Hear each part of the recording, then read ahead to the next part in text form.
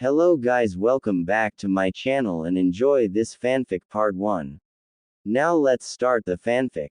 Naruto regrets promising such an ungrateful shallow person like Sakura anything.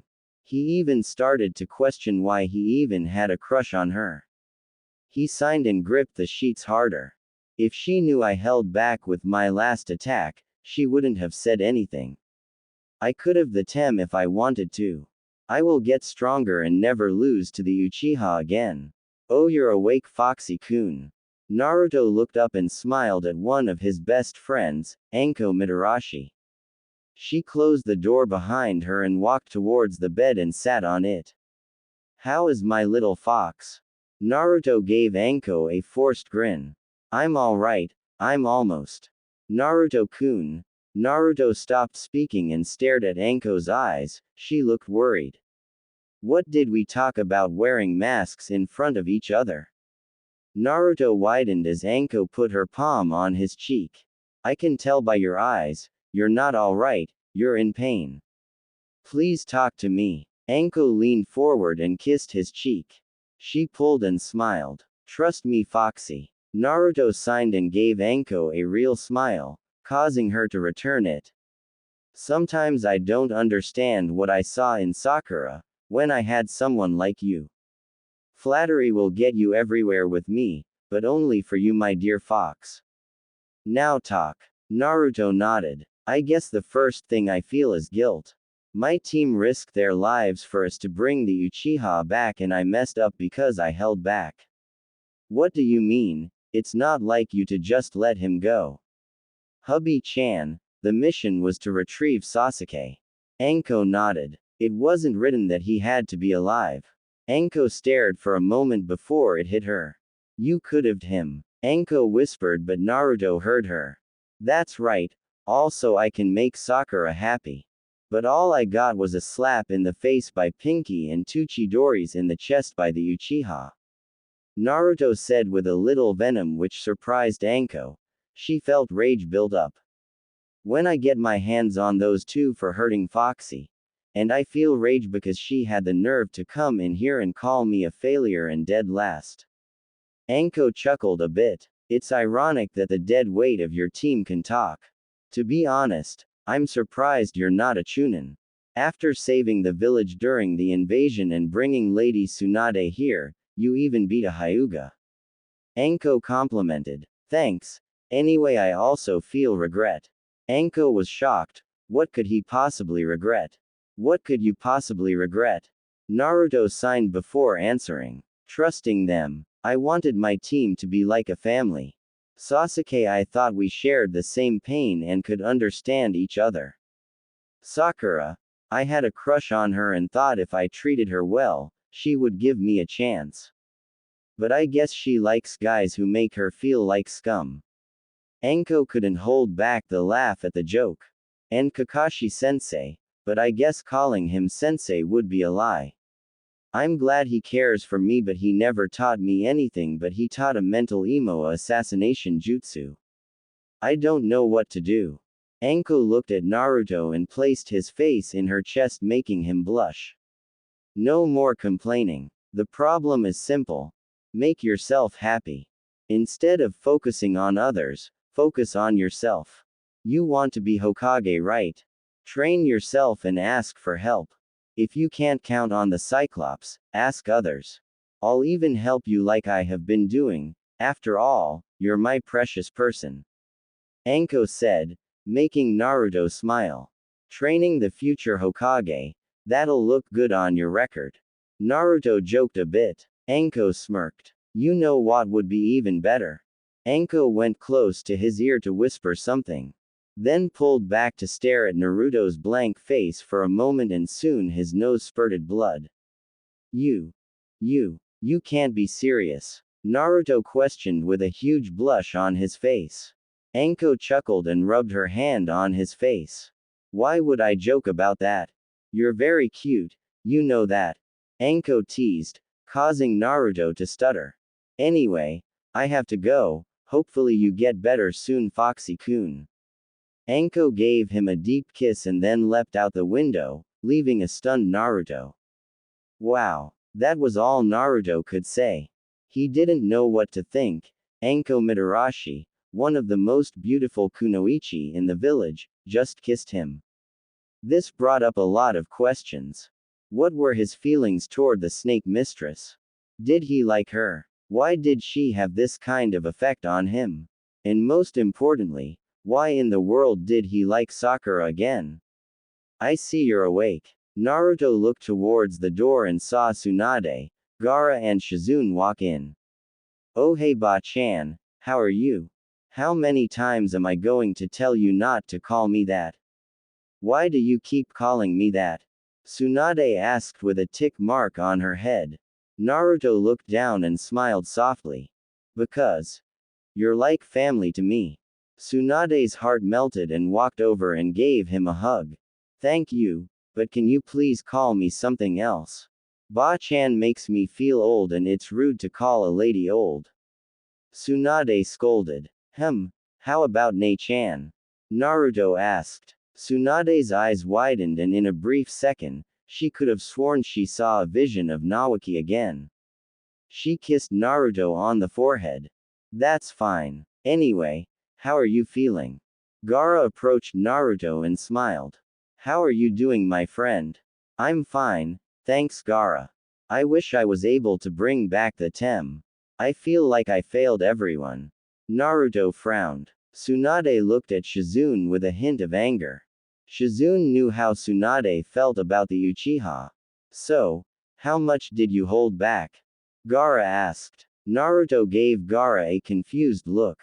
What do you mean? I mean you were able to beat me in my Biju state, so I assume you held back in your fight against the Uchiha. Even though he betrayed you, you still spared him. I really wish to be like you and to build a better bond with you. Gaara said. Naruto was quiet for a moment then smiled. Thanks Gaara. Gaara nodded. Tsunade narrows her eyes before speaking. Hold on a moment. Gaara-san, what do you mean? In the reports from the invasion, it was stated Naruto assisted the Uchiha in beating you. Gaara turned his gaze towards the Godime and narrowed his eyes. I'm not surprised. If the villagers in council here are anyway like Suna, then I would assume that someone got into the archive and changed it. I assure you it was Naruto who defeated me. The Uchiha tried to fight me but he wasn't even a challenge.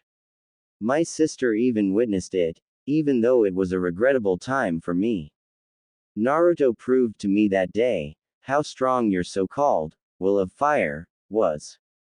Okay, what about how Neji surrendered to Naruto in the Chunin exams? Shizune stepped in. Another lie. Naruto, believe it or not, used his brain in that fight. Instead of recklessly charging in, he used his bunchins to get close to the Hyuga and was able to separate his chakra among them equally. Not only that, he hid one of his clones in the back, baiting the Hyuga to think that the clone was the real one. If anything, Naruto was the strongest genin in the exam. Everyone was quiet, until they felt ki coming from the Godime. Those bastards. They messed with the Naruto-kun report because of his status. I should have known from Shikamaru's report. How Naruto used his clones to maneuver into the enemy web trap, and fooled him so everyone could escape, his ability to learn an A-ranked jutsu in a week. Naruto-kun. Yes, Ne-chan. It's time you get what you deserve. Meet me in my office tomorrow and bring anyone you trust with your heart, and someone who knows about your status, it's important. I'm going to set everything right. Shizune, check him out after you examine him. Tsunade ordered before leaving. Everyone else was confused but remained quiet. Shizune decided to break the silence and turned to Naruto. Naruto-kun, how are you feeling? Naruto looked at his Shizune and chuckled. Kinda nervous actually. The next day, Tsunade gathered the 3 necessary scrolls for Naruto. Naruto-kun. Every time she thought about her little brother, she just couldn't imagine how great of a kid he was. Anyone who was treated as badly as he was, should have ended up like Gaara. But he kept going strong. He had a heart of a Hokage and he deserved happiness. He lost many things because of this village and it was time for them to own up. She was snapped out of her thoughts when she heard a knock at her door. Come in. The door opened revealing Naruto with Shizune, Gaara and Anko. I'm here Nei-chan, Naruto said with a smile. Good to see you Gaki. I'm assuming these are the people you trust. Naruto nodded. Tsunade turned to the Tobutsuki Jonin. Not questioning your choice, but why's Anko here? Naruto smiled and looked at Anko. Because no one understands me as much as here, well until I met Gaara. I'm pretty sure you know her backstory with Pitamaru. Naruto asked. Tsunade nodded. Well, she was treated as badly as I was since her relationship with him and had the same pain in her eyes as me. Let me speak for myself Foxy-kun. Anko interrupted. You see Tsunade-sama, ever since I was marked and it became well known I was the Snake Tem apprentice, people started treating me like a plague. On missions, I was abandoned by my so-called comrades, no restaurant would serve me, and men treat me like a toy or at least tried. Anko said, looking at Naruto when she said the last part, which was caught by Tsunade. Which brings me to how I met Foxy-kun. When he was 10 years old, I just became a chunin and went to celebrate at the usual dango spot. A guy tried to hit on me and to me I wasn't worth anything and I should be lucky to be with someone like him. Tsunade and Shizune scowled. Lucky for me, a blonde handsome fox overheard and came to my rescue. He told the jerk and I quote, "That's not how you treat a lady and he should be lucky that someone as pretty as her would give him the time of day." It made me feel special that someone would think of me like that. After that, we talked and became secret friends. Secret friends? Tsunade asked. Yes, you see Naruto and I decided to keep our friendship a secret. Imagine what the village would do if the snake whore and the demon brat hung out together. It would give them more reason to attack us, and by keeping our relationship a secret, it would save their lives from me. I started training him on the basics since the academy was trying to hinder him. After he met the toad pervert, I refined his chakra control and taught him a little of my snake style. Tsunade smiled and walked over to the Tobutsuki Jonin and gave her a hug. Thanks for taking care of my little brother, while I wasn't here. Anko was shocked at first but slowly returned the hug. No problem. Tsunade pulled back and went back behind her desk. Now that it's settled, it's time to tell you four why you're here. Anbu leaves us. Soon she felt the chakra signatures disappear and continued to speak. First of all, Naruto-kun, after reviewing your past mission stats, from saving the wave, defending your team against a Sannin, beating a Biju and Hyuga, returning with a new cage. I hereby promote you to Chunin. Tsunade tossed her fellow blonde a green scroll. Your vest is in there, along with a handbook. But that's not the only reason you are here. Since you reach the requirement, I am now allowed to tell you about parents. Naruto's eyes widened. You know who my parents are? Naruto asked with tears in his eyes. Shizune and Anko gave the blonde a concerned look. Sure they were curious but this was about Naruto. Tsunade rested her chin on her hands and nodded. Yes, we were ordered by your father not to reveal anything to you until you were promoted to Jonin or were strong enough to defend yourself. Since you beat a Biju and a Hyuga in one day, and beating a Jonin like that, I think the latter qualifies. You see, your parents were both SS-tier shinobis who could wipe out a village by themselves if they were triggered and trust me when I say, your mother was triggered to anger easily. Naruto nodded and felt the excitement build up, especially after being told that his parents were amazingly strong. Hurry Nei-chan, tell me please. Tsunade took the yellow, orange and red scroll and handed it both to Naruto, which confused the new Chunin. The yellow one is from your father and the red one is from your mother. I was told not to give you the orange one until you're a Jonin and when we announce your heritage towards the village. To open the scroll, you need to bite your thumb and wipe it over the seal.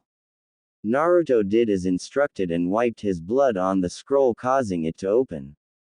There were multiple jutsu scrolls sealed in label SB and there were also 2 letters. He picked one up and gave it to Tsunade. This one is for you, Nei-chan.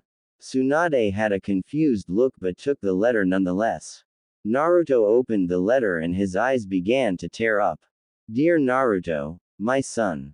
I'm sorry to say I won't be able to grow up with you and see you become the great man I know you will be.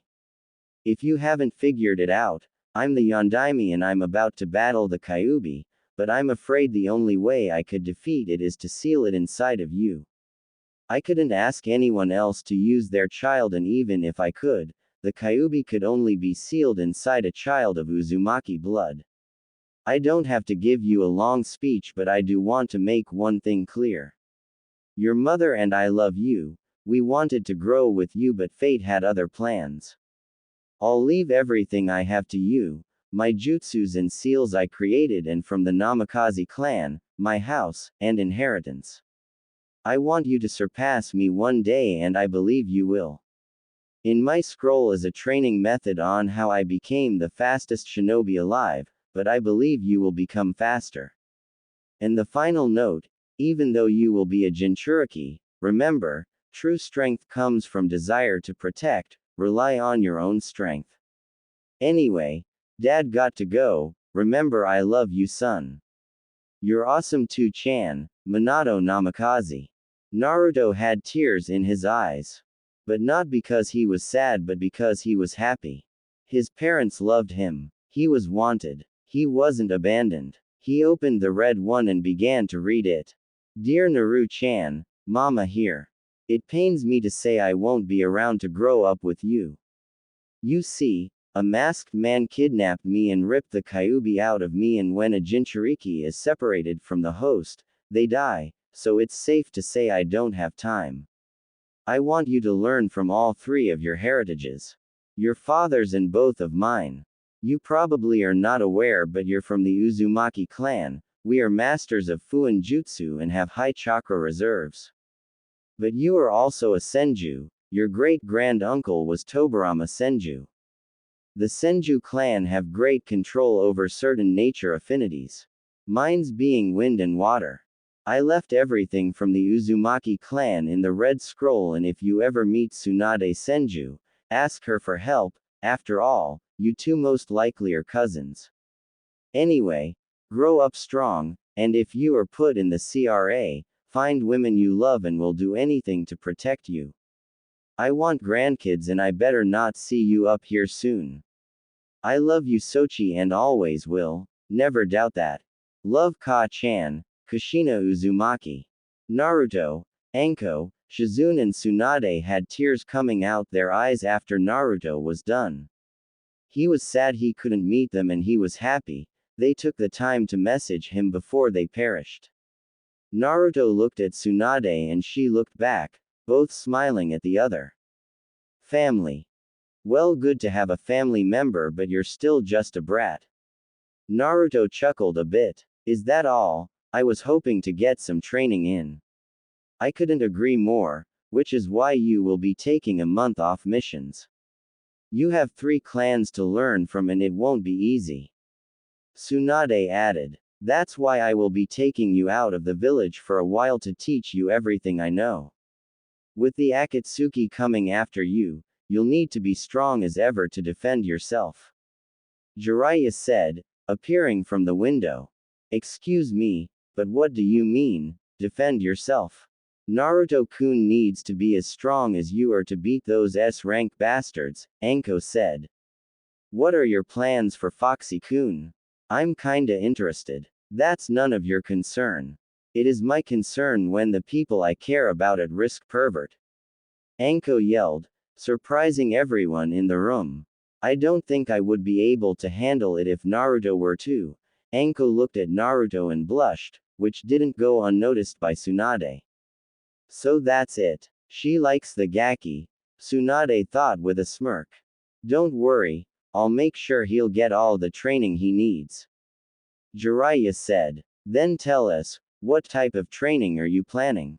Tsunade insisted. Fine, I was going to fix his taijutsu, go over some strategic combinations with the Cage Bunshin, introduce him to the spy network and loosen the seal to help him control the Kyuubi chakra. Well, what do you think? Jiraiya asked with pride. Tsunade didn't answer and turned to Anko and noticed she was confused. I guess that's not bad for a month-long training trip. Anko replied. Jiraiya gave her a look of disbelief, while Tsunade was chuckling. Shizune just sweated a bit. Anko looked at everyone, not understanding the joke. What? Jiraiya cleared his throat. Anko-san, it's not a month, it's 3 years. What? Everyone had to cover their ears. That's all you have for 3 years, I could do better in 3 months. How does he expect to beat S-rank criminals with that? It will buy him time till help arrives. Once he masters everything, I'll teach him more when he's ready. Jiraiya argued. Until he is ready. He's already ready. He learned an A-rank jutsu in a week. Anko turned to Naruto and smiled. Naruto-kun, may I tell them about our secret training? Naruto smiled back and nodded. Anko turned her attention back to the Toad Sage. After your return with Lady Hokage, I found out about Naruto's chakra nature. He has 3, wind which is his strongest, water and earth. After I taught him 3 earth and water jutsu, he also learned Shunshin. He still needed practice with the wind cutting exercise, but he got the water flow and earth crumble exercise done. He pretty much mastered tree walking, water walking and the kunai balance. So again, until he's ready. Anko taunted, narrowing her eyes. Tsunade was impressed. Anko was able to provide better training than Jiraiya and Kakashi like a sensei should even though she wasn't one at all. Tsunade decided to reward the girl. Anko Mitarashi. Anko stood up straight. I read your report. Ever since Orochimaru betrayed the village, you were treated like him despite your loyalty. You completed numerous AS-rank missions and even helped a genin in need. So to reward you for your progress, I promote you to Jonin. Tsunade finished. Anko was speechless. She couldn't believe she was promoted. Ever since she was betrayed, the council didn't trust her and she remained a Tokubetsu Jonin because the council didn't want her to taint the newer generation. She couldn't describe how happy she was feeling. Congratulations Anko-chan, Naruto said with a warm smile. Anko turned to her favorite blonde and a thought came to her head. She gives him a seductive smirk. Naruto noticed and got nervous. Oh, she's up to some hum. Naruto's thoughts were cut off when Anko smashed her lips on top of his, shoving her tongue into his mouth. Tsunade was shocked. Shizune was surprised. Gaara smirked and Jiraiya took out a notebook and started scribbling. Anko pulled back and dropped a goofy grinning Naruto on the floor. She then took out a kunai and threw it through the notebook. I do not want to be in your novel. Which reminds me. Anko turned to Tsunade. Tsunade-sama, I have 2 requests. Tsunade gave her a confused look but gave her the go-ahead. First, I want to strike a deal. What sort of deal? If Naruto-kun doesn't come back stronger than me in 3 years, ban all Ika from the village. Jiraiya's eyes widened at this. Now wait a minute, isn't that a bit much? Don't you trust me? Jiraiya asked. Tsunade smirked at this, hit the pervert where it hurts but she felt it wasn't enough. Good idea Anko-san, but let me add a little more. People who are caught peeking have to pay a fine. Jiraiya began to cry anime tears. Jiraiya then smirked. Anko just made Jonin, she is not as strong as Kakashi. So I don't have to worry. My second request is to join Anbu after Naruto-kun leaves and train in the gauntlet so I can reach my potential, she said with a smirk, glancing at Jiraiya. Jiraiya grunted. Tsunade couldn't hold in the laughter.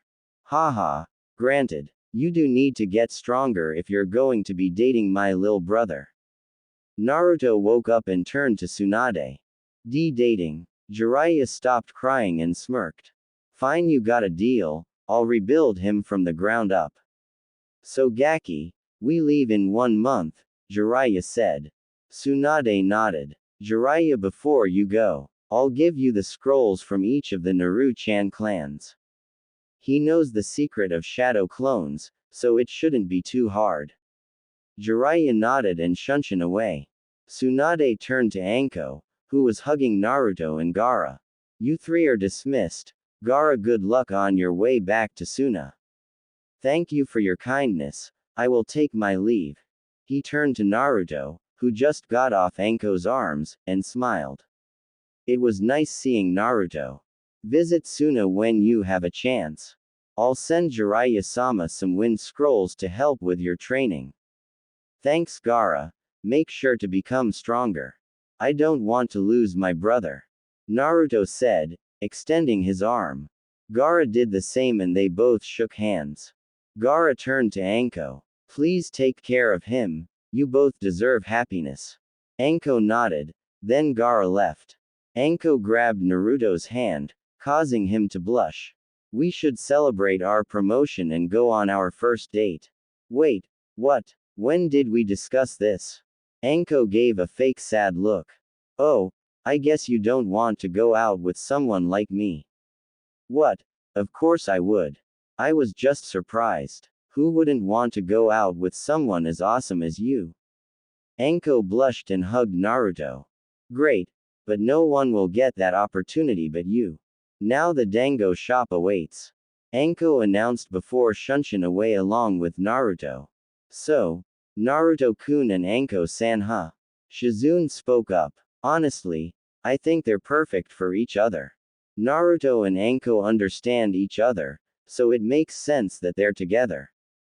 But hopefully their wild side don't take over and no one is stupid to insult either of them. If anything, those two can be overprotective. Shizune laughed in agreement. Dango shop. Okay and done. Anko said, handing Naruto their schedule. Naruto chuckled a bit. Mon Friday. 6 a.m. to 9 a.m. Taijutsu training. 9 a.m. to 12 p.m. Ninjutsu training. 12 p.m. to 1 p.m. Lunch. 1 p.m. to 4 p.m. Clan training. 4 p.m. to 10 p.m. AXNT. Satsun. All day. AXNEFT. Naruto read. What's AXNEFT? Naruto asked. Anko and Naruto's extra fun time. Anko answered. We can go on dates but nothing too mushy. We can go to the sauna or even go into heat like wolves. Now that I think about it. Anko leaned in and smirked. We could pop each other V cards before you leave. After all, I am kinda curious on how big you are. Naruto blushed at the statement, which caused Anko's smile to grow and continued to tease the blonde. If you want, tonight we can start humping like rabbits. She then grabbed his hand and put it on her. After all, I'm all yours. She whispered the last part in his ear, causing him to blush harder and pass out from a nosebleed. 1 month later. A month has passed since Naruto's promotion and the start of his and Anko's abnormally fun relationship, and he uses that word loosely. Anko wasn't the type to take things slow. They haven't done the deed but they almost crossed the line a couple times. Anko had snuck into his new home, he moved in with Tsunade, and entered the shower while he was in. Naruto was surprised, but that didn't stop Anko from assaulting his mouth. Shizune walked in on them when she had to go and blushed up a storm. Which caused Anko to cease her actions and Naruto passed out from the heat. Their training went well. Naruto found some wind training exercises from his father's scrolls. Naruto secretly started studying Fuinjutsu so he could remove the seal from Anko's neck. Naruto found out that the Senju, Uzumaki, and Namikaze had different taijutsu styles. Senju focused on strength to penetrate people's defenses, but less speed. Uzumaki's style was balanced, he maneuvered close range, defending and attacking at the same time. Namikaze focused on speed and never being touched, while delivering fatal blows. He didn't master the Senju and Namikaze style because he needed proper chakra control and speed, so he put on some weight and gravity seals on his body he found in his clan scrolls to help. He learned some more water jutsu and manipulations. Anko, while training her blonde lover, did some training on her own. She discovered she had a third element besides fire and wind, which was lightning. She started practicing lightning manipulation and put on some training weights to increase her speed. She was looking up another taijutsu style, since she didn't want to lose to her boyfriends. She decided to learn the dragon style, which requires the same flexibility as the snake style, but instead of grabbing and pinning opponents, and striking speed. It focused on the power of strength and destroying your opponents. The past month has been great for the two outcasts. They bonded to each other very fast, to the point that if you even badmouth one of them, you might end up in the hospital. Some civilians tried to mess with them, but with enough snakes and demonic chakra, the civilians fled. One thing Anko loved about her blonde lover was his kind nature, especially when Tsunade brought up Pinky. Flashback. Naruto was relaxing in the Senju hot spring with Anko on his lap. "You know, Foxy-kun, if you want we could have our private party," the snake mistress said, turning around and started to rub her nose against Naruto's. But unfortunately for her, she was cut off. "Too bad it's not private."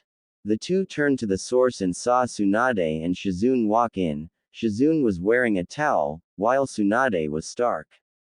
"Nei-chan, Shizune-chan. What are you doing here?" Naruto asked. "What do you mean? We live here and why would we wear clothes to our hot spring?" Tsunade smiling in pride at making a younger guy nervous with her body. "We decided to join you, Naruto-kun, I mean Tsunade-sama, and I don't mind showing you our bodies. You're too much of a gentleman to do anything," Shizune said, removing her towel. "And plus, I doubt you would find my body attractive, especially compared to Anko-san." "That's not true." The three women turned to Naruto, who was gazing at Shizune. "It doesn't matter how you look, Shizune, you're one of the nicest people I have ever met. Looks don't matter, and in that department, I think you look beautiful. Anko-chan has a sexy body, which is true." Anko gave Naruto a kiss on the cheek. "But you have a beautiful body as well. So don't doubt yourself." Naruto finished. Shizune stared at the blonde for a while before she started blushing. She then gave him a warm smile. "Thanks, Naruto-kun, I appreciate it." Tsunade smiled at this. She really adored Naruto and his kind-hearted nature. She swore to herself if she was younger, she would have gone for him. "Anyway, Naru-chan, I want to talk to you about Sakura." Naruto turned to the slug princess and frowned. "What about her?" "She came to me today requesting I train her and make her my apprentice. I want your opinion before I answer." "Whatever you say, I will go with, since she treated you badly when you were injured. Plus I have the feeling you haven't told her about you giving up on your promise." "I said I will bring him back, I never said alive. He betrayed me, and why would I bring him back from the council or Sakura if they never respected me? But to answer your question, I think you should train her. I might not like her anymore, but I don't want her to die. But I will tell her about my promise when I decide to. If she likes the Tem, she could save him herself, regardless if it's from Pitamaru or me. She has potential, so it's good not to waste it." Tsunade nodded and approved of the answer. "Wow, I'm impressed, Foxy-kun. If it was me, I would have told Pinky to herself, but I guess I could learn a thing or two from you," Anko said, kissing Naruto on the lips. Shizune looked at them with a hint of jealousy, which Anko caught. You want to join? Anko asked the medic Nin. Shizune blushed then proceeded towards the two. Flashback end. Naruto was standing at the gate with Jiraiya beside him looking at Tsunade, Shizune, Anko, and Ayame. Make sure you come back strong Otudo, and don't become a pervert. Tsunade said, approaching the younger blonde and hugging him. Please, stay safe. I will. When I return, I'll be one major badass. Naruto responded. Tsunade stepped back as Ayame approached the blonde and gave him a bento and some ramen cups. Make sure you come back, Ichiraku's wouldn't be the same without you. Ayame said, kissing the blonde on the cheek and backing up. Shizune approached Naruto and gave him a hug. Please be careful and train hard. Come on Shizune-chan, give him a kiss and nod on the cheek. You heard the letter. CRA. Don't worry, I'll share, but only with you and maybe a certain ramen girl. Anko said, glancing at a blushing Ayame. Shizune was blushing as hard as Naruto. She contemplated this for a bit. She had a crush on the blonde for helping her master and his big heart. Plus he was fun to be around. But what impressed her was how selfless he was. Even though the Uchiha tried to him, he was willing to bring him back for Sakura, a bitch in her opinion. Who treated the blonde like scum and always hit him. That spoke a lot about the blonde. After giving it some thought, she brought Naruto's lips to hers, moaning in the process. When she pulled back, they both were blushing. I guess I'll see you later. Shizune said, rushing behind Naruto. Anko approached Naruto with a seductive smirk. I can't wait to see what kind of man you turn into. She said before shoving her tongue down his throat, causing Naruto to turn red. Anko pulled back and had a sad smile, which surprised Naruto. I'll miss you. Anko said, hugging the blonde. Me too. Naruto said, returning the hug. After his last goodbye, Naruto and Jiraiya left on their journey. The women stood there for a while before Anko broke the silence. Want to go to the sauna? The others nodded and proceeded. Leaf hot sauna. Sakura was sitting in the hot water thinking about Sasuke. She still couldn't believe Sasuke would leave the village, leave her. Her face turned to anger when she thought about her other teammate, Naruto.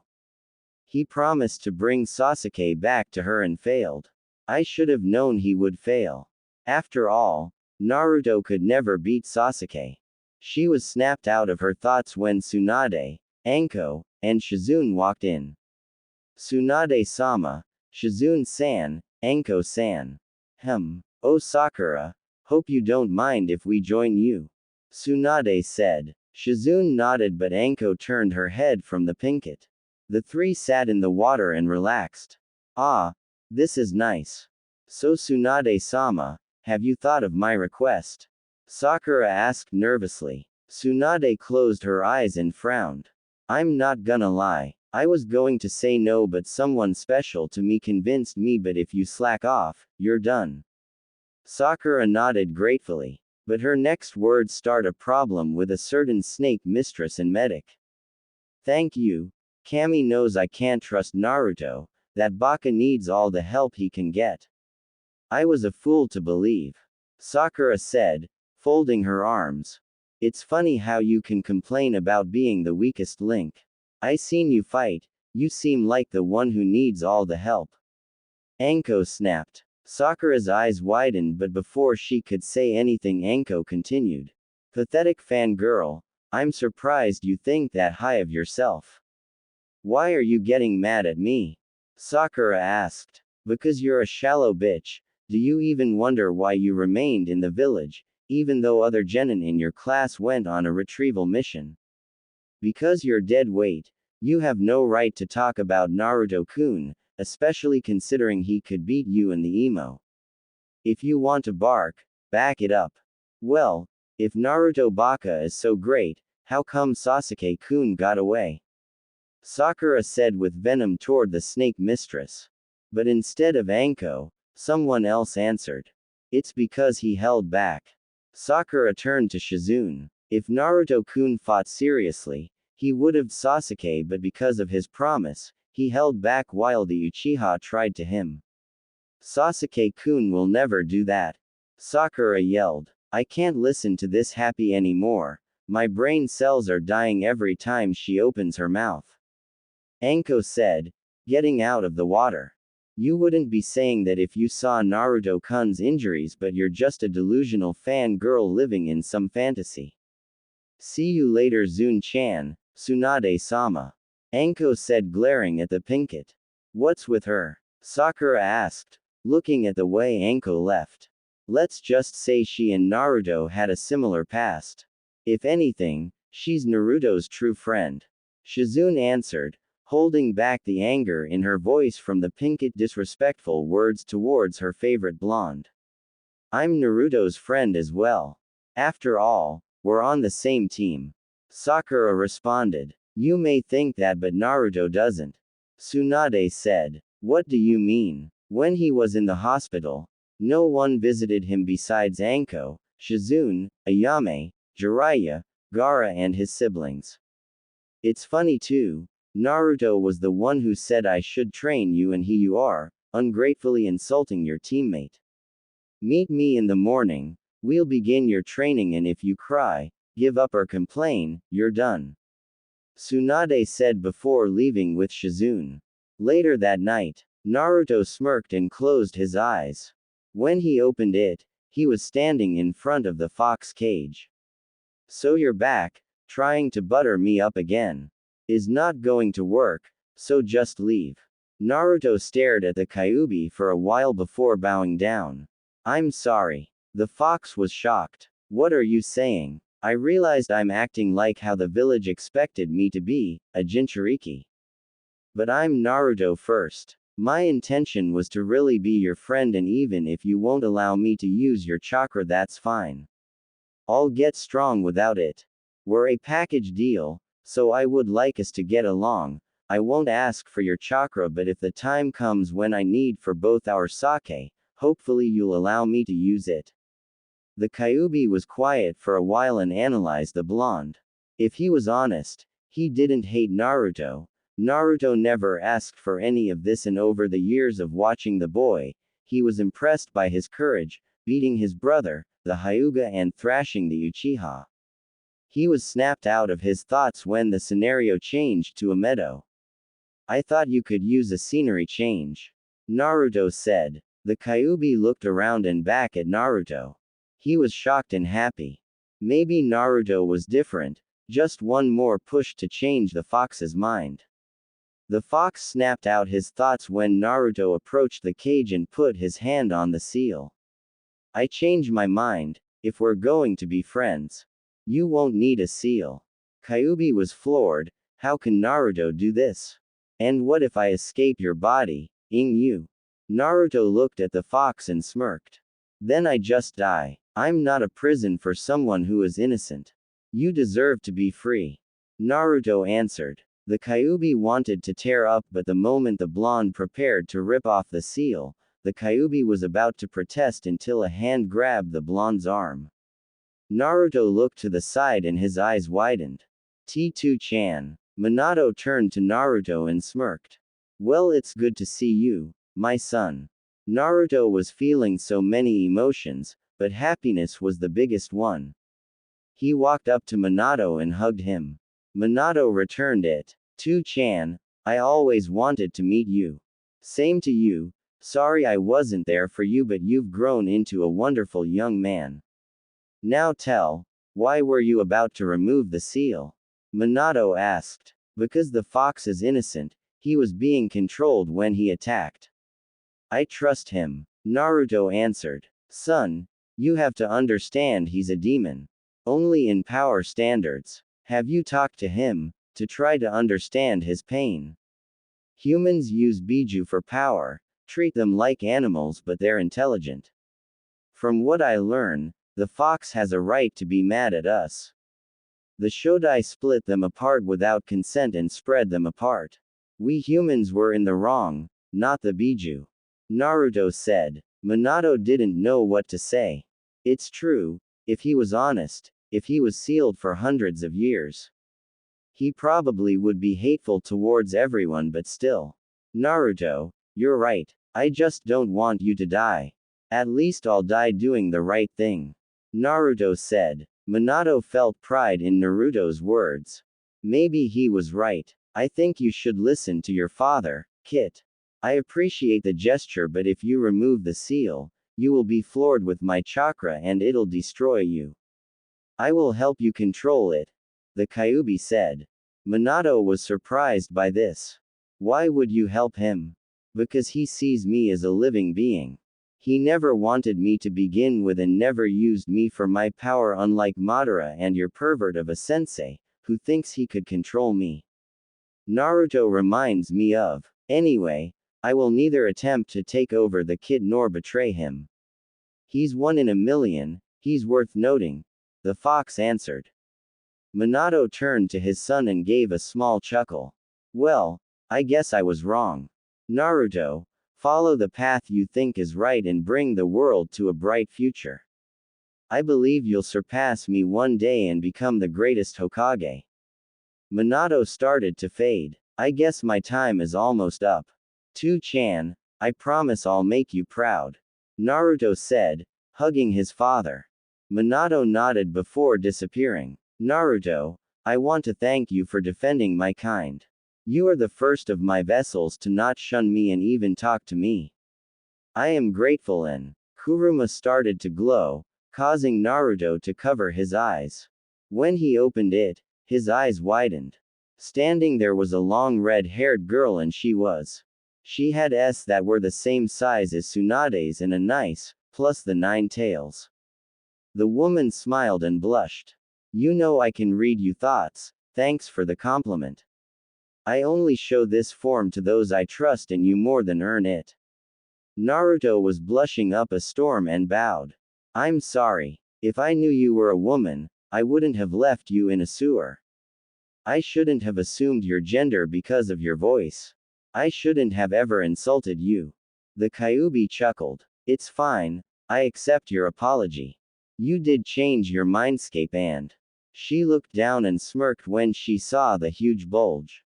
I can clearly see you appreciate me and mean every word, the Kyuubi said, licking her lips. So Naruto-kun, you said you want to be friends. How about friends with a little benefit? Naruto's face turned red as she walked closer. What do you mean?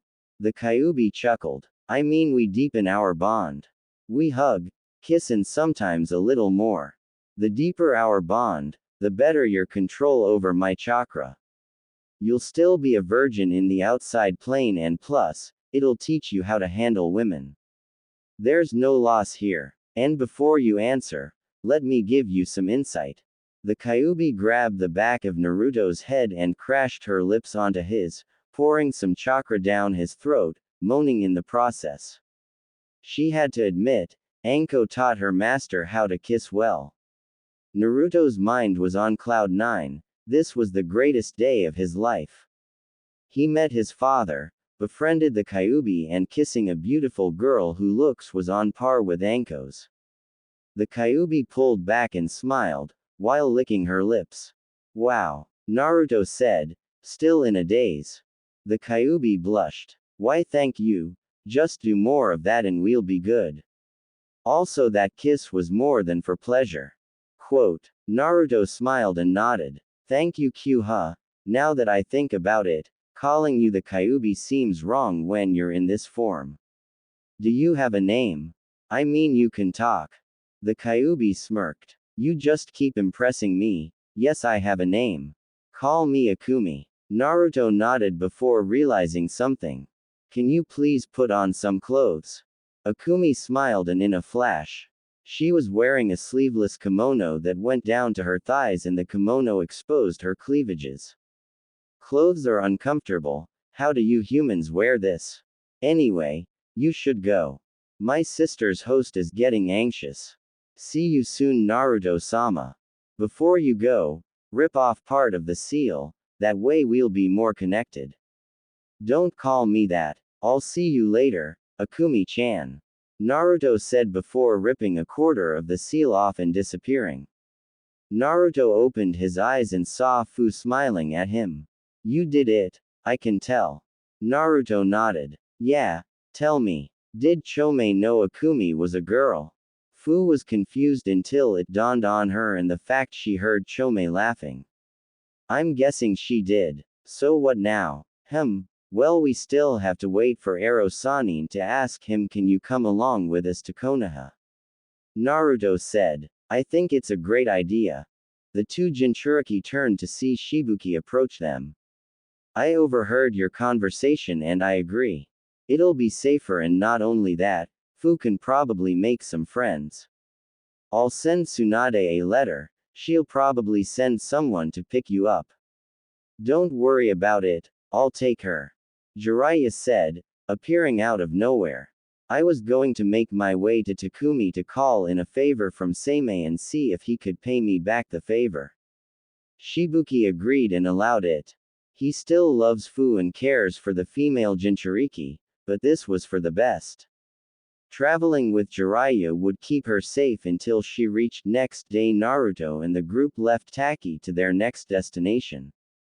A month later, Yugao was limping. She was gathering information on Orochimaru, and there were rumors that there was Odo Nin in Kusa, and she did discover a base, but it self-destructed. She was soon attacked by some Odo Nins and was able to them, even though parts still felt empty since her fiancé's death. Hayate, I might see you soon, Yugao said, making her way through Kawa, land of river. Despite wanting to see her fiancé, she was not a suicidal person, even though she'd been completing S-rank missions by herself, tried to ease the pain of loss. There you are. Yugao turned her head and saw 5 Odo Nins glaring at her. Yugao was panicking. She was hurt and tired. She could probably take out 2, but the other 3 would definitely hurt. How many of you nuisance are there? Yugao asked. Hey, look at her. Maybe we can have some fun with her. Yugao's eyes widened at the suggestion. No. You're right. Orochimaru-sama only keeps guys around. It'll feel good, and she's Anbu. I'll enjoy watching her break. Yugao started to back up slowly and closed her eyes.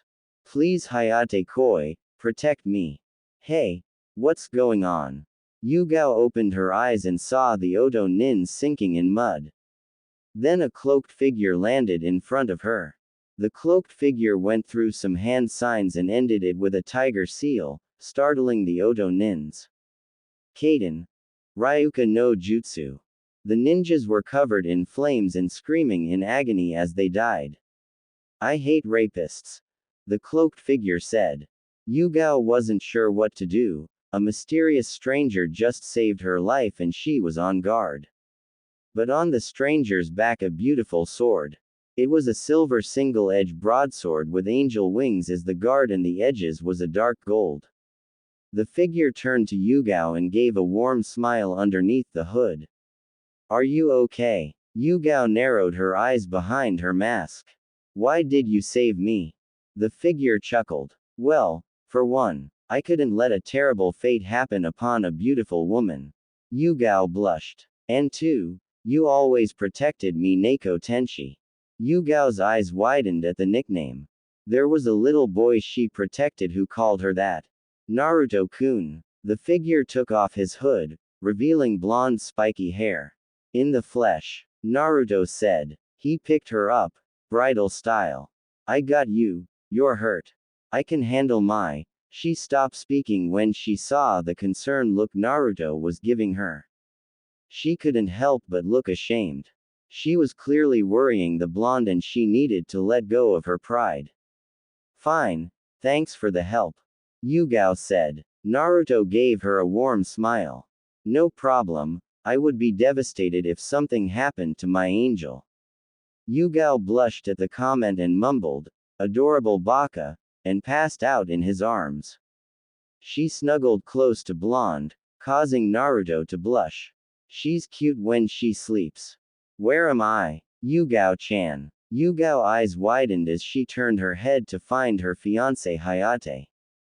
Hayate was smiling at her, but his expression was sad. Yugao-chan, I'm sorry for all the pain, I've been watching you. I hated seeing taking those S-rank missions trying to die. Hayate, it's not your folly.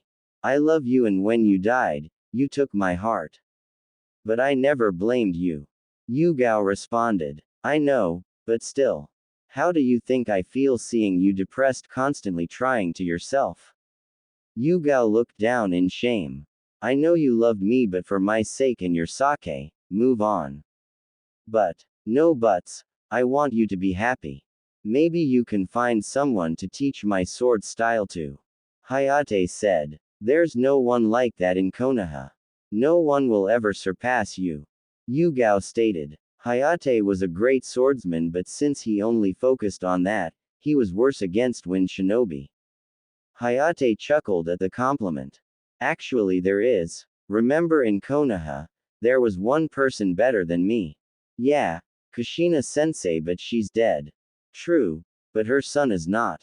Yugao's eyes widened. But he failed the academy, and from what I heard, he doesn't take training seriously. Yugao stated. Not true.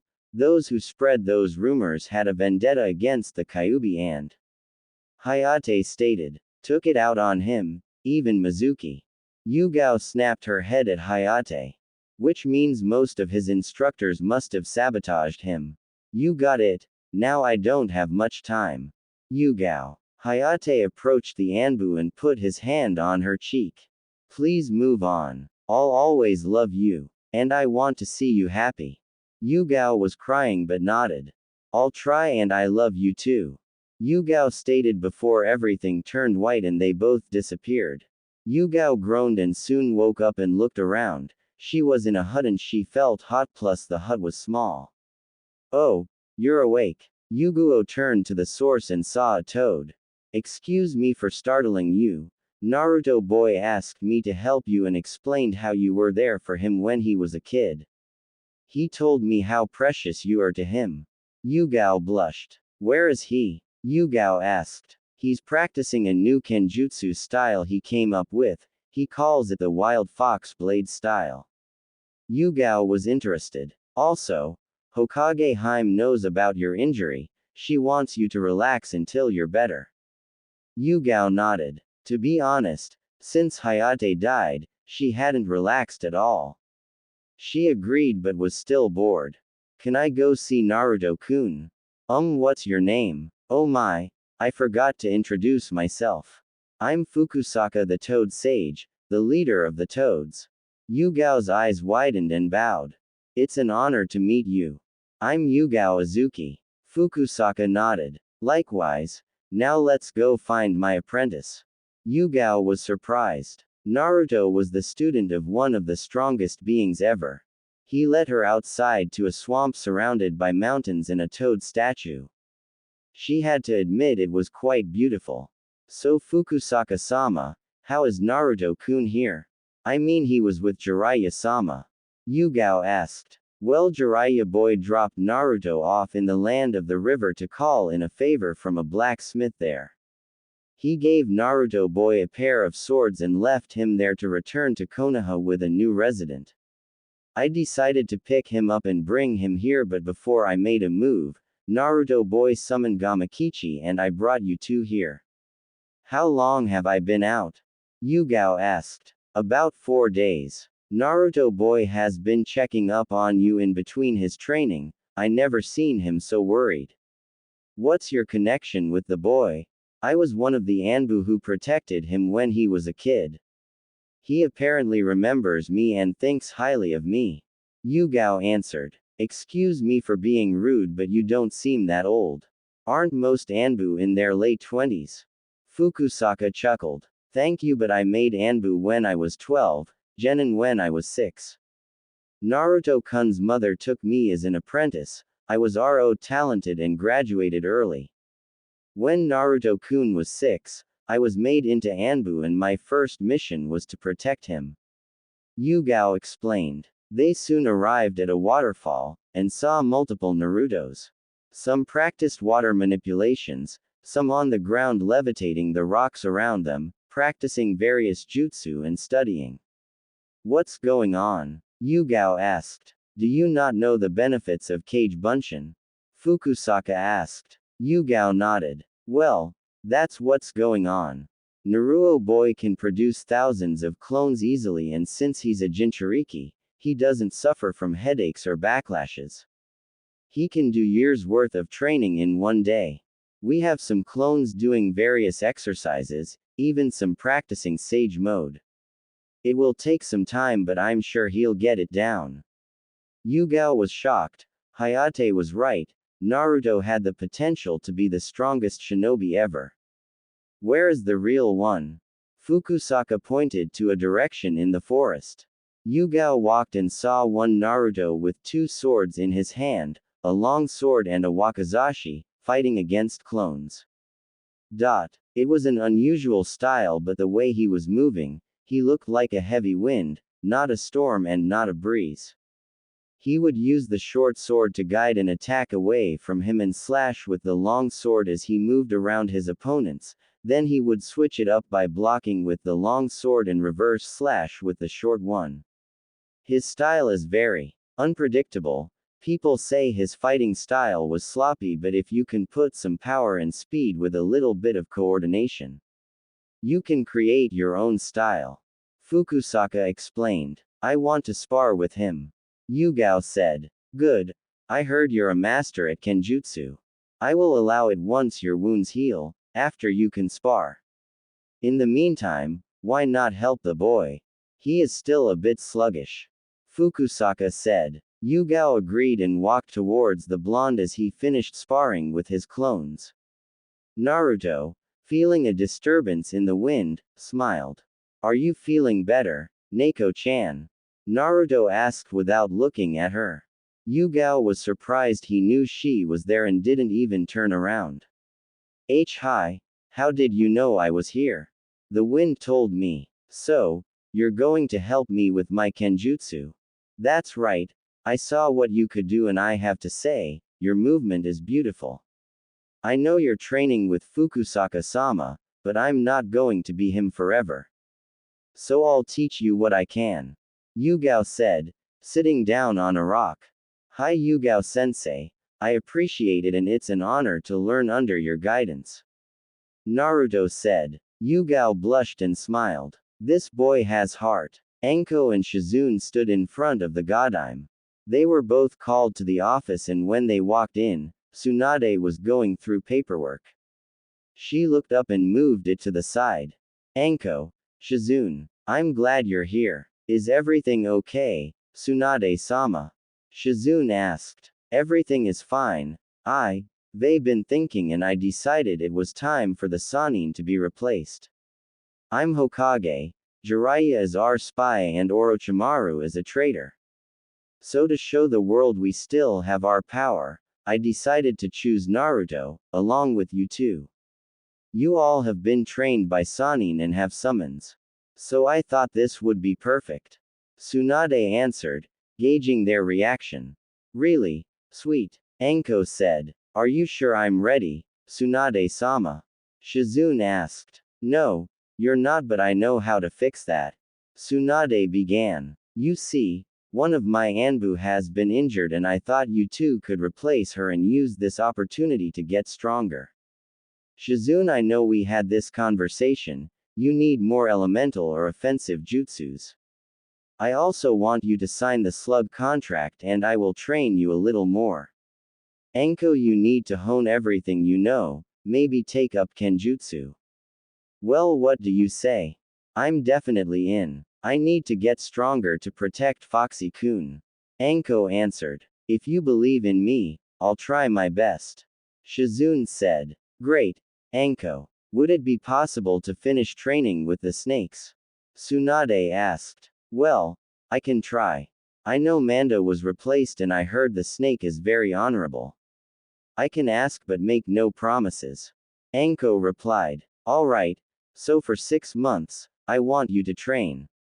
Anko, you'll train in Kenjutsu, Fuinjutsu, Genjutsu and element training. Shizune, you'll train in taijutsu, genjutsu, fuinjutsu and element training as well.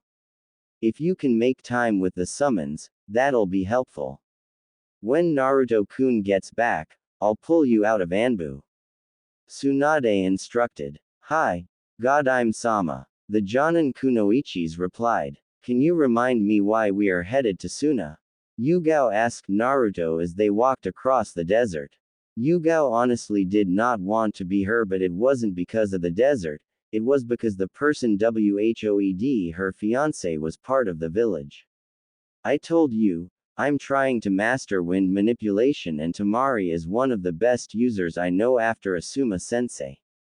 You seem aggravated when I mention this village, why do you hate Suna? Naruto asked. It's not the village. Yugao whispered. She needs to calm herself before she creates an incident. Yugao snapped out her thoughts when she felt Naruto grab her hand. She turned to face him and saw a concerned look on his face. If you ever need to talk, I'm here for you. Naruto said with a warm smile and tone to match. Yugao couldn't help but smile. Thank you. After a few more minutes of walking, they noticed Suna gates and 3 familiar figures standing in front. Naruto Uzumaki, it's good to see you. Gaara greeted, stepping forward. Naruto smiled and shook his fellow Jinchuriki hand. Good to see you, Gaara. He then turned to Kankuro. Hey cat boy, makeup fabulous as always. It's war paint, it's intimidating you brat. Sure thing, pretty boy. Naruto retorted and turned to Temari without a word. Temari became aggravated. What? Got nothing to say to me? Temari asked. Huh, sorry. I'm just realizing how dumb and blind I was when we first met. Naruto said. What do you mean? Temari asked. I never noticed how beautiful you are, especially your eyes. Must have been the height difference. Naruto answered. Temari blushed a bit, while scratching her cheek. Gaara smiled at this. Naruto and Temari. I approve. Gaara thought before turning to Yugao. And who might you be? Yugao stepped forward and bowed. I'm Yugao Azuki. I've been traveling with Naruto on his training trip helping him with his kenjutsu. I see. Well, let's head to my office. Gaara said. What office? Naruto asked. Gaara gave Naruto a small smirk. I see you haven't been informed. I'm the case cage. Naruto linked a bit, processing what he was told. Whaaaaatttttttt. Naruto yelled, causing everyone to chuckle. Naruto covered his mouth in embarrassment and coughed in his hand. Sorry about that. Anyway, congratulations. Gaara gave Naruto a huge smile, which people rarely see. It's all thanks to you, my friend. Now let's head to the tower. The group followed Gaara to the tower, while Yugao and Naruto took in the scenery. Your village is awesome, Gaara. Thank you, although I wish it was more than just sand. Gaara commented. Naruto looked at the people and saw them blushing at him, which confused him. Gaara noticed. You have a fan club. When the people found out how you changed me and let me go instead ofing me, they gain respect for you. It also helps that you grown to be quite the looker. Temari added, trying to tease her fellow blonde. Well, if someone as beautiful as you saying that, it must be true. Naruto teased back. Temari blushed, causing Kankuro to snicker. Well, I thought I would never see Temari actually blush. Kankuro teased. I'm surprised you can tease your sister when you keep taking her makeup. Naruto said. It's war paint. Kankuro yelled. Temari giggled a bit, while Yugao just smiled. When they arrived at the tower, they were greeted by Baki, the Sand Team Sensei.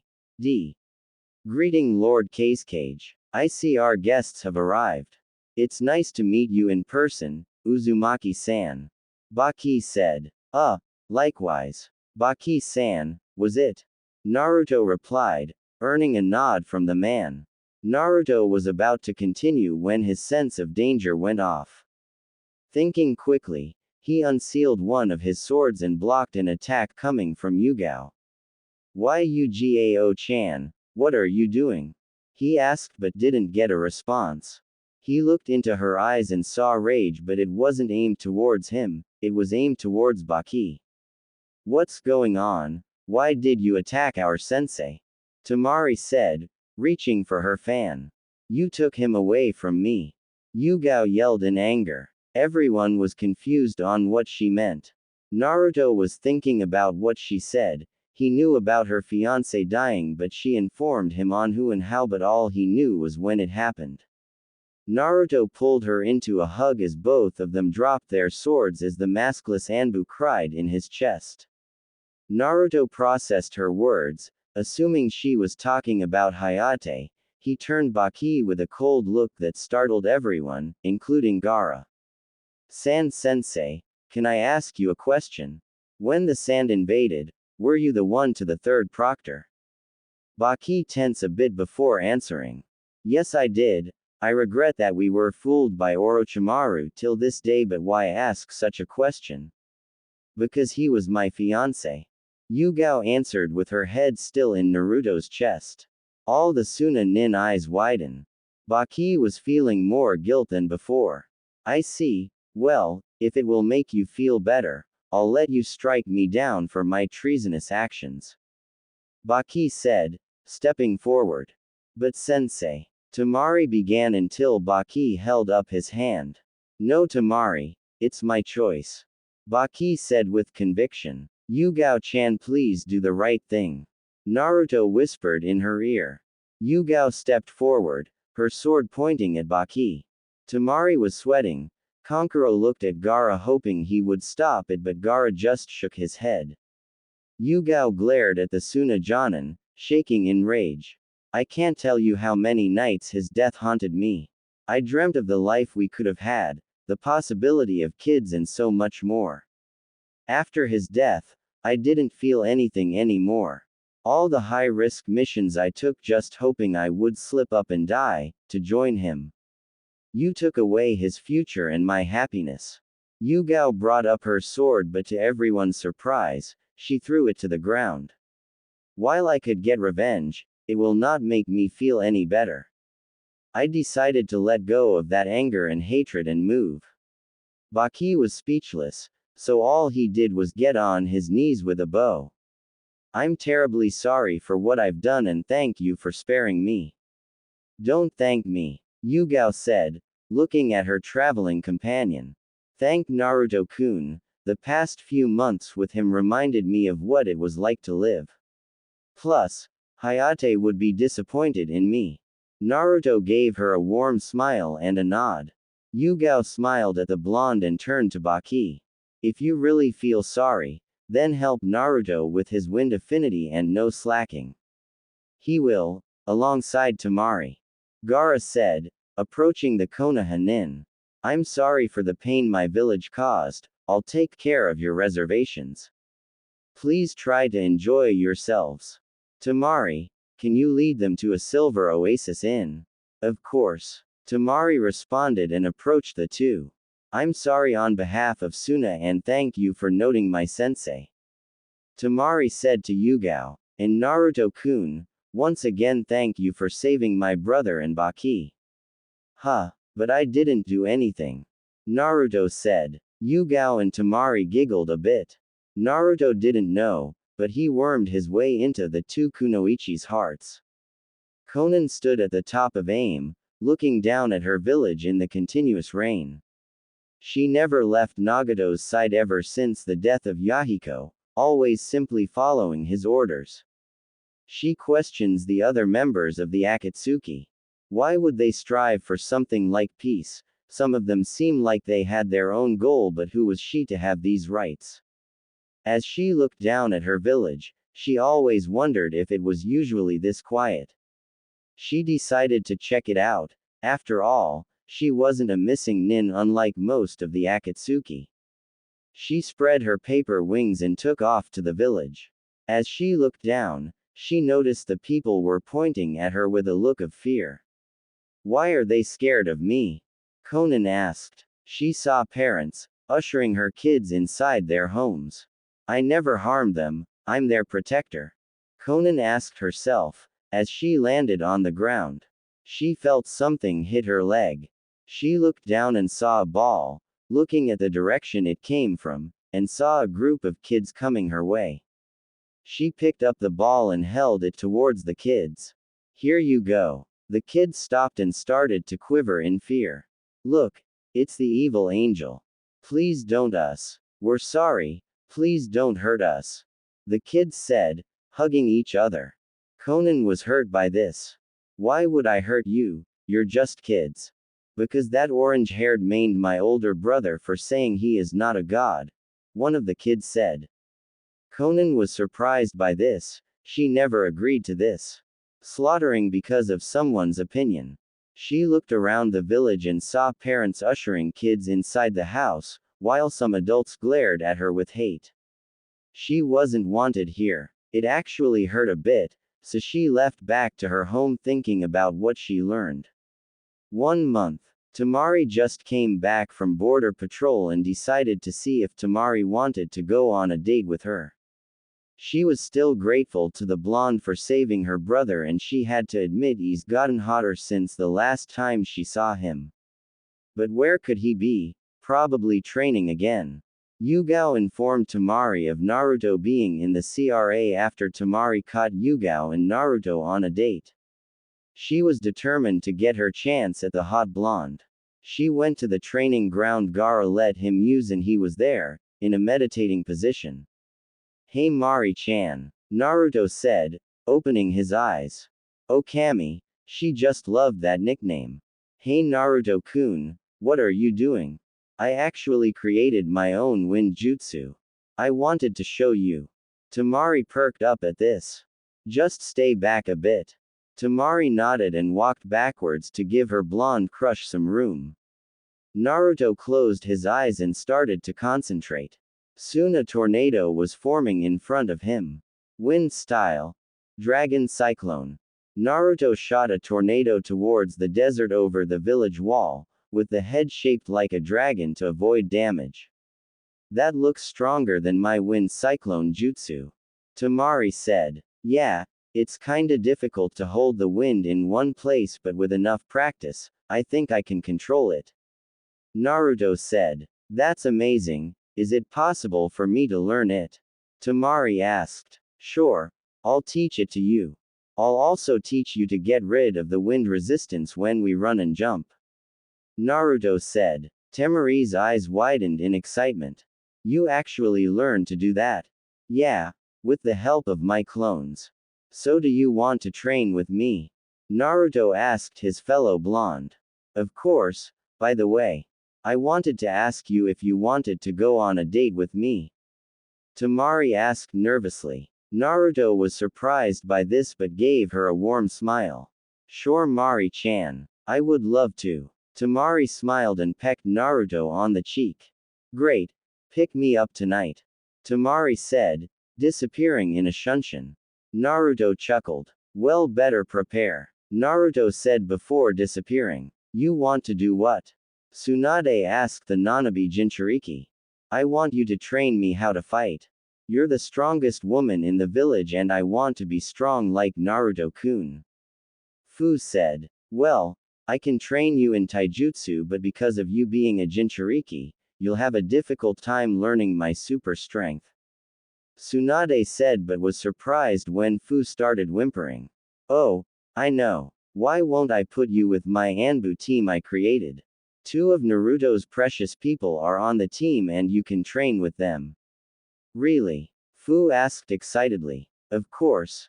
Plus it'll keep Danzo's grubby hands off you. Tsunade thought. Thank you. I really appreciate it. Fu said with a bow. Shiso, I'm here for my lesson. Who's this? Sakura asked, walking in the office. Sakura, meet Fu. She just transferred here and now is a kunoichi of the village. Tsunade said. Sakura, Fu said, analyzing the girl.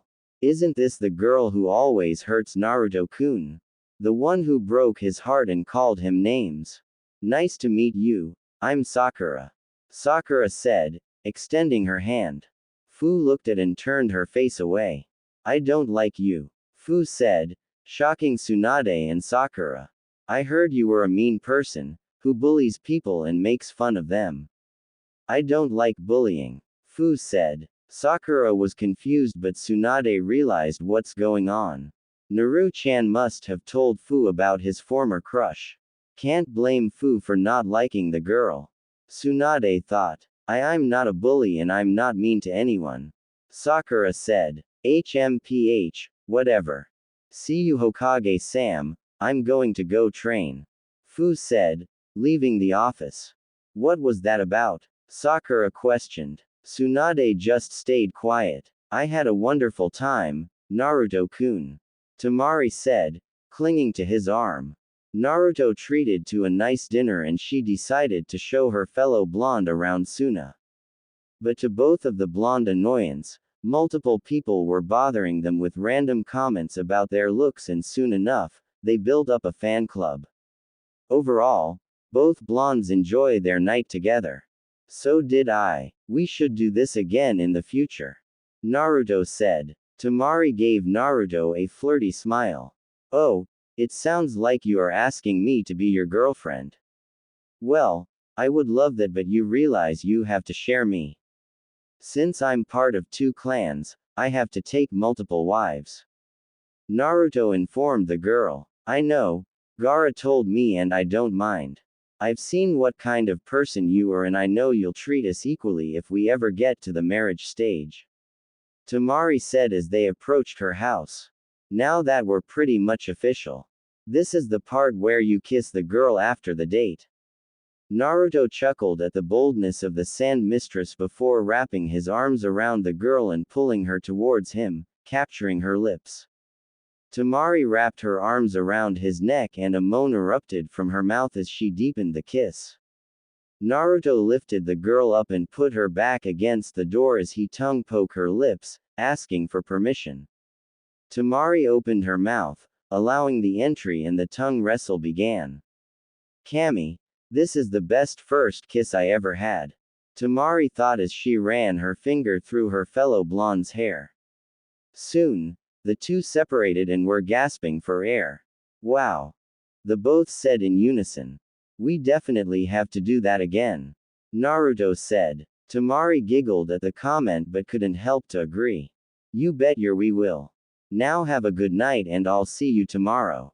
Tamari said before giving Naruto one last peck on the lips. Naruto heads to the hotel with a huge smile on his face. So Naruto-kun, what's next on the agenda after Suna? Are you going to another village to add another girl to your harem? Akane asked with a teasing grin. It's not like I asked for this. Naruto responded. I know, but I do have a question. When are you going to visit Koyuki? You know she have a thing for you. Akane asked. She what? I didn't know that. Really? It was kind of obvious. You should visit her before you return to the village. She might be able to help you with your book. Lost Soul. She could make it into a movie. Imagine that pervert's face when your book is made into a movie and his is not. That would be funny to see. Maybe I should pay her a visit. Plus, I would love to see her again. Naruto said. Naruto exited his conversation and turned to see Gaara looking at him with a smile. I was hoping we could have a small drink and talk. Sure Gaara, I wanted to catch up with you. Naruto responded, as he and the cage proceeded to Gaara's office. So what's your plans after this? Gaara asked, pouring the 2 Jinchuriki some sake. Well, after I master my wind affinity, I need to work on my water affinity. Naruto answered. Well, why not go to AIM? The shinobi there are aggressive but they're not too much for you to handle. Naruto thought about it. Well, I'll leave a Hiraishin kunai here if I have any problems. Plus, Tamari-chan would be happy if I could see her more often. Naruto said. Gaara nodded at the idea. I approved of the idea, but be careful traveling on your own. I'll hate to leave my brother-in-law to the curse of Akatsuki. Gaara said, making Naruto blush. Naruto, you're my first and best friend. I trust you with my sister and you're the only one I approve of to marry her. Naruto stared at his best friend and smiled. Thank you, Gaara. That means a lot to me. You know, I used to think my best friend would be Sasuke, but you proved me wrong. Sasuke Uchiha is foolish, he traded friendship for power. I never had the choice, he's a fool and I want you to do everything you can to bring the Uchiha down if he becomes a threat, because if he's you, I will not forgive him and end his life in a heartbeat. Naruto stared in disbelief at his fellow Jinchuriki. I will. I honestly gave up on him after he plunged two Chidori in me. I feel like I promised Sakura more than myself. I let my affection for her control my emotions. But no more, I'll do what's right for the village. Good to hear, Gaara said, pouring 2 more cups of sake. Konan had been happy the past 3 months. She's been helping some orphaned kid who used to think she was a monster alongside Pain. It's been a real mind opener. She started to question all the things she's been doing with the Akatsuki. Building a super weapon to force people to work together, ending anyone who stands in your way. Konan was slowly thinking about her childhood friend. She looked at the bag of food in her hand that she was bringing for the kids and smiled. At least I can bring some happiness. Konan said. Oni-san. One of the kids said, hugging the angel. Konan had a warm smile on her face and hugged the child back. Ni-chan is here, the little girl said. Oni-chan, Konan thought, confusingly as she followed the child into the building. She almost gasped when she saw one of her targets sitting in the living room playing with 2 young boys, and it was the Kyuubi Jinchuriki. It's you. Naruto looked up from the boys and flinched when he saw Konan's cloak. Why are you here? Oni-chan. Oni-chan was the one taking care of us before you came, the girl said. Naruto was surprised to hear this and hid it.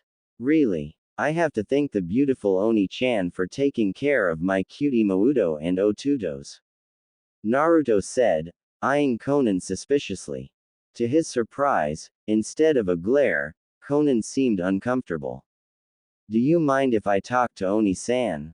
Naruto asked the kids. The kids nodded and went outside to play.